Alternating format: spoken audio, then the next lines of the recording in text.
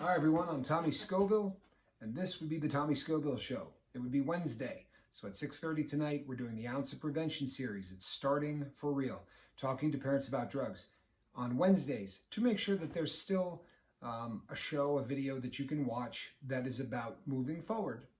For those who do not have children, I am going to do a double dose of Tommy on Wednesdays. I always want to make sure that every day of the week, I do a video that focuses on something in the issue of sobriety or living your best life that everyone can relate to. If you do not have kids, maybe you don't ever intend to have kids, well then, the Ounce Prevention Show is probably going to, you're going to get less out of that than, you still will get stuff out because of the things that we discuss and how we discuss them. But I want to make sure that, we're fighting day by day, some of us just one day at a time. I want to make sure that I'm always here. So that is why you're getting this video and you're getting it early. So the other one, video for Ounce Prevention, will be at 6:30 tonight.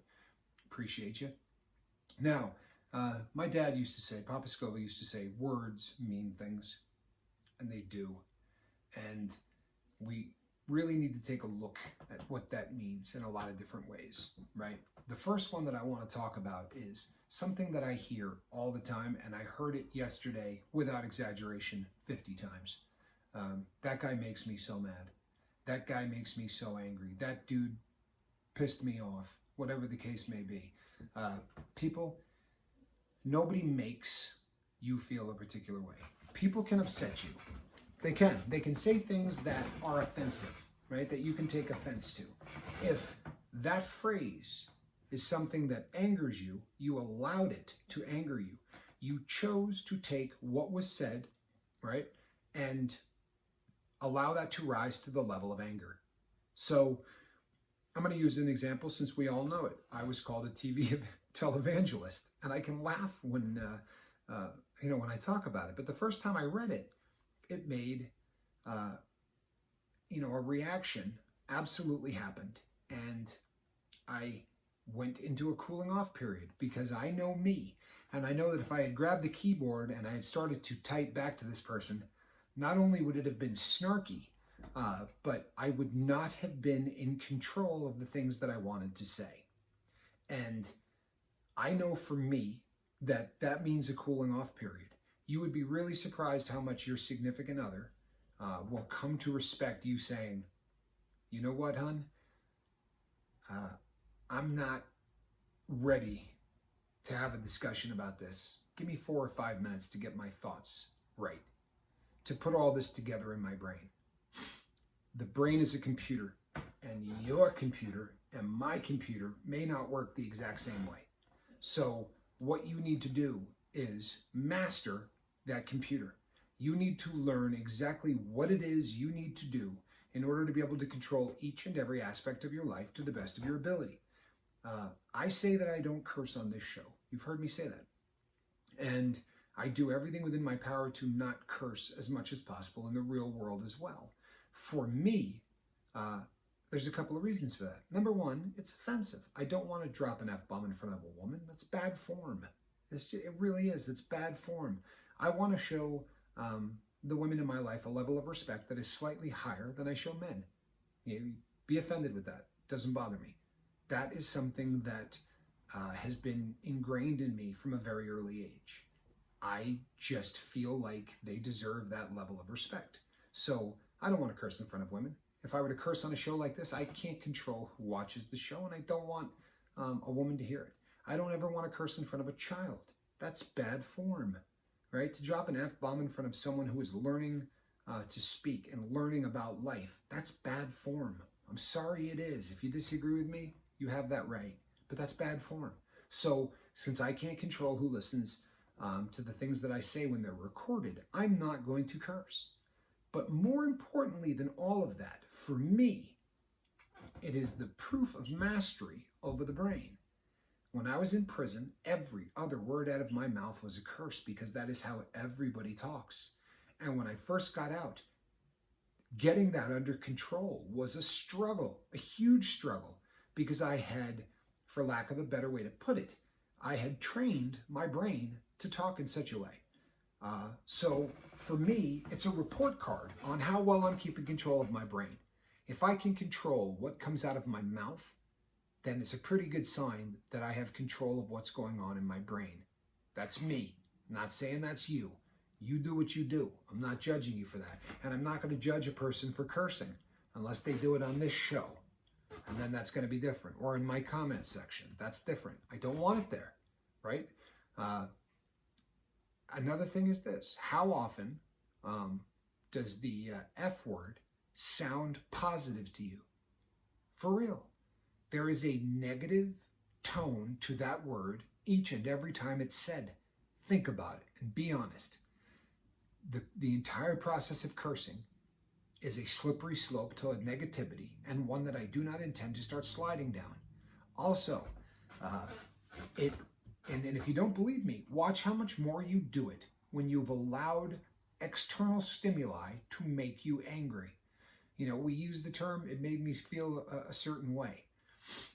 Okay, that's a gray area, right? Because did it make you feel, no, nothing makes you feel anything, but that's a better term than it made me angry, right? If the external stimuli caused you to feel a specific way, and then you have allowed yourself to turn that into anger, that's really probably the better way to put it. I'm not going to beat people up over semantics, over things that you say, but if you're doing it in a discussion with your significant other, and you say, you know what, you always do that. Does she? She always does that. From the time he said, you may now kiss the bride, the only thing she has done was that. Well, that's what you said, right? She always does that. Or if she says, you know what, baby, you speed every single time we go through this intersection, you're speeding. Well, do you speed every single time you go through that intersection? Is that something you really, maybe you do. Maybe you do. But if you say, you know, you always say that. So that's the only thing she's ever said to you. From I do, she has said, hey, good morning, you always speed through that intersection. What's for breakfast, hon? You always speed through that intersection. Seems silly, doesn't it? But the truth is, when you say things, words mean something. That ends any kind of healthy discussion that you have with your significant other, right? You make me so mad. No, she doesn't. No, she doesn't. She said something, you took it, you interpreted it, and you allowed it to anger you. If you go back to that person and you say, you know, I'm struggling with anger, honey, I really am.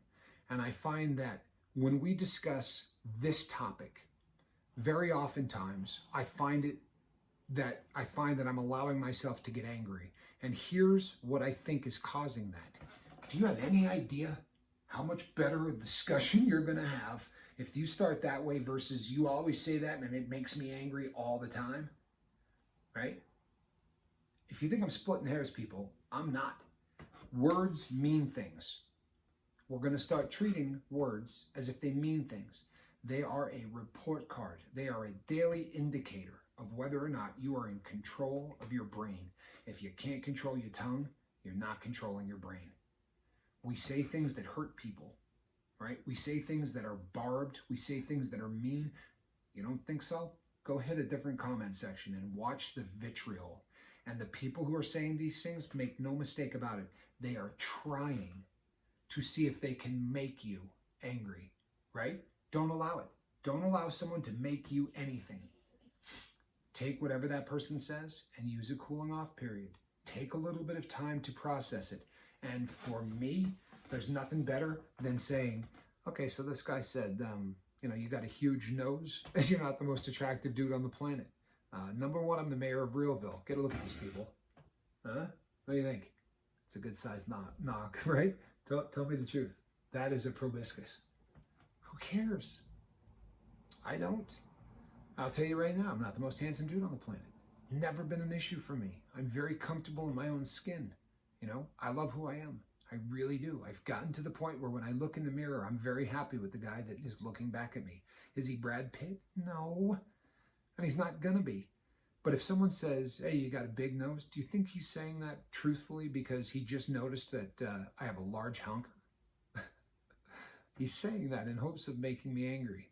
I'm not going to allow anybody to win at making me anything. And you need to do the same. Right now, people, I said yesterday, walk away. Remember that? I said walk away. We got a guy out there that, you know, is definitely not what he purports to be. I said walk away from it. Then last night, I went and looked at some videos that people made concerning this. And the the vitriol and the hate. Here's the thing with hate, people. Hate is an infection. It doesn't just affect the person that you're shoving that hate out to. If that were the case, I wouldn't be having this conversation with you. But the truth is, hate rots at you far more than it does at others. You know, Rhett Griffith has said to me, the Grizzly, we were talking one day about my inability to forgive, and you know, I'm working on it. I really am. I'm working on it every day. But he said to me, you know, forgiveness is not always for the person you're forgiving. It's so much for you. And he's so right. He is so right to take that thing that you're carrying and just go, you know what, I'm done with this. I'm not carrying this for the rest of my life. Good as this thing. And just chuck it away. You're going to live a happier life if you don't carry those things. Where do they all start? I promise you, all of them, where do they all start? They all start right here. They all start with what we take in and how we interpret it. We allow people's words to do things to us. We're failing. They're just words, people. They're just words. And you know what? We're teaching our kids now that these things are dangerous. These words are so dangerous that they're talking about getting rid of the First Amendment. For real. You know, this isn't politics, people. I told you when politics start to encroach on what we talk about, we have to. They're talking about getting rid of the First Amendment. And do you know why? Because of hate speech. They say that hate speech shouldn't be protected, but everything else should. What other speech needs to be protected? If I say I love every one of you, you are the greatest people on the planet, all of you, handsome, beautiful, they don't get any better than you people. Does that need to be protected? Huh? No, it doesn't. It doesn't. But if somebody called me a greasy, low-life Italian, right? A greaser, a guinea, right? A dago, a wop. They want to use any of those words. Well, those are the words that need to be protected. I'm sorry, but it's the truth, right? So the only reason I bring that up is we are saying to our children, and we are saying to the adults as well, that words are so powerful in what they can do to a person that we need to change our First Amendment. We also have said that words are so powerful in what they can do to people that we need safe zones where a person can go afterwards and play with Play-Doh or pet a puppy or man, just get control of your brain. We're here to teach people that they can get control of their brain. All right? Say whatever you want to me. I promise you, the way I interpret it, and then the way I choose to put back out my response, that's on me. You cannot make me feel any way. You can't make me feel bad. You can't make me feel good. You can't. When someone says that what you're doing here is fantastic and you're a national treasure, I can choose to allow my head to get bigger. And it's a danger. Not the first time, the second time. The reason that I like you saying you're lucky is because perspective is a beautiful thing. But truthfully, your words aren't going to push me one way or the other unless I'm not on my game. Am I always going to be on my game? No, nobody's always going to be on their game. But we can stop saying stupid things. We can stop saying that person makes me feel this way. That person makes me feel that way. Those are stupid expressions, right? Just like the expression, if that person hadn't told on me, I wouldn't have gone to prison. You meet people in prison and you say, what are you in here for? Well, my wife ratted on me. Are you kidding? So the fact that you robbed 13 banks had nothing to do with the fact that you went to prison. It was that little rat that told on you. Now that's what you're doing in prison. Words mean things. How we choose to say things literally programs the gray matter. Do you understand? Own it means own it. So if you say, yeah, I did heroin for 25 years of my life. The reason is my ex-wife wouldn't let me see my daughter, and that, no, it's not. Okay, it's a fact. Your ex-wife wouldn't let you see your daughter. That is a fact. Then I chose to allow that to erode everything in my life. Then I chose the way to deal with that was to use drugs. Then I chose to support that drug habit by stealing. And then I chose to take that to the next level and start robbing banks. There's a difference, people, and it may not seem big to you, but the longer you go down this sobriety road, the more you're going to realize it's huge. Owning it means owning it. Not semantics, not bovine scat, right? I mean owning it. I made the decisions. I allowed things to come into my head and cause certain things to happen. I allowed that. That is on me. It's not on anybody else. That is on me. Do you understand? And there's a huge difference between owning it and putting it off on someone else and half owning it, right? Don't half own anything. Don't do anything in half measures. If you're here and you're trying to get sober, be all in. None of that half stuff. Words mean things. You think that there's a reason that people sit down and do mantras? You think there's a reason that I tell you to look in the mirror and say, I forgive you. I forgive you for what you've done in the past. Because things that you repeat over and over again literally become part of the computer hardware that is up here, right? Not software anymore. We're hardwiring this stuff into our belief system. Just keep repeating something and watch what happens. And we do. Boy, that guy makes me so mad. That guy makes me so mad. That guy makes me so mad. That guy makes me so mad. It's a mantra, for the love of God. And if you continue to say that, it will happen. That person will have the skill and the ability to make you angry, sad, whatever. I walked out of federal prison a free man. They used to make me shower when they told me to. They used to make me work when they told me to. They used to make me go outside when they told me to. They used to make me do absolutely everything that they wanted me to do. They could make me, and I had no way to stop that. But I'll tell you something, nobody's going to make me anything ever again. For real. If they do, I'm slipping. I'm slipping. That doesn't mean that you can't be offended by something that someone says. Take your cooling off period and decide that you're angry with somebody. If you take the time to process something and choose that you're going to be angry about it, that's a choice. Do you understand the difference, people? Don't say out loud, he makes me. You want to give that much power to somebody, I guess that's your right. I'm not giving that much power to anyone. Do you understand? I'm not giving that much power to anyone. I'm going to control this thing, right? I'm going to control this. I'm not going to say, well, if that hadn't happened, no. I did drugs because I chose to do drugs. Were there external factors going on in my life that made great excuses? You betcha. You betcha. Being told you can't see your daughter, that's a great excuse. But it's just an excuse. I could have chosen to deal with that in so many other ways. I could have become a workout fanatic. I could have been in the best shape of anyone you've ever seen. I could have poured my entire life into reading about the stock market and how to trade, and I could be rich, right? I could have done any number of things. I chose to do drugs. Words mean things. Words mean things. Okay?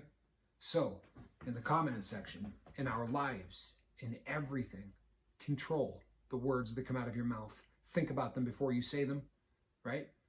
Keep in mind that very few people are living an enlightened life enough to where they understand the concepts we're talking about right now, or even ever discuss the concepts we're talking about right now.